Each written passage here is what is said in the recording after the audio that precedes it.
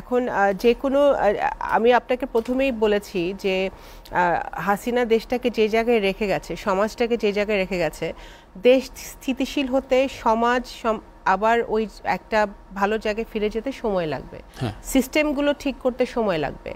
সেটা ইউনূস সরকার করুক বা একটা নির্বাচিত সরকার করুক, ইট উইল টেক টাইম। কারণ এত বেশি মানে পরতে পরতে দুর্নীতি, পরতে পরতে অরাজকতা এবং মানে কি বলবো ব্যাড গভর্নেন্স, দুর্বৃত্তায়ন ঢুকে গেছে, যে এটা করতে সময় লাগবে, no doubt about it. But এখন তো যখন একটা নির্বাচিত সরকার থাকে তখন একটা নির্বাচিত সংসদ থাকে, এবং সংসদে সংসদ সদস্যরা, আমরা তো এই 31 দফা নিয়ে কেন আমরা রাস্তায় রাস্তায় ঘুরতেছি, থানায় থানায় ঘুরতেছি? বিকজ বিএনপি 2.5 বছর আগে 27 দফা দিয়েছিল সবাইকে নিয়ে, যুগপৎ আন্দোলনে সবাইকে নিয়ে, এবং পরে যেটা 31 দফা হয়েছে, সেই 31 দফায় আমরা কেন ঘুরছি? বিকজ আমরা মনে প্রাণে বিশ্বাস করি যে এই সংস্কারগুলো প্রয়োজন দেশের জন্য, সমাজের জন্য, মানুষের জন্য, নতুন ভবিষ্যৎ প্রজন্মের জন্য।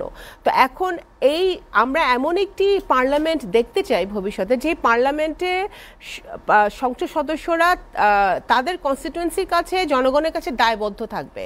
তখন যে থাকবে, তখন এই সমস্যাগুলো যে ওভারনাইট সমাধান হবে তা না, কিন্তু আপনার একজনের কাছে যাওয়ার একটা লোক থাকবে, তাই না? আপনি কমপ্লেন করার একটা জায়গা থাকবে আপনার সরকারের। কারণ এখন যেমন আরেকটা দিক আছে, আমি আপনাকে বলি,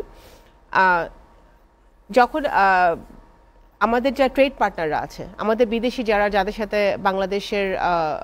বাংলাদেশে ইনভেস্ট করে, বাংলাদেশে তাদের আছে, বিভিন্ন প্রজেক্টে তারা ডোনেট করে, উন্নয়ন সহযোগী আমরা বলতে পারি, এরা বসে আছে কিন্তু সাইড লাইনে। None of them are investing, because তারা দেখতে চাচ্ছে যে ভবিষ্যতে কোন সরকার আসবে এবং সেই সরকারের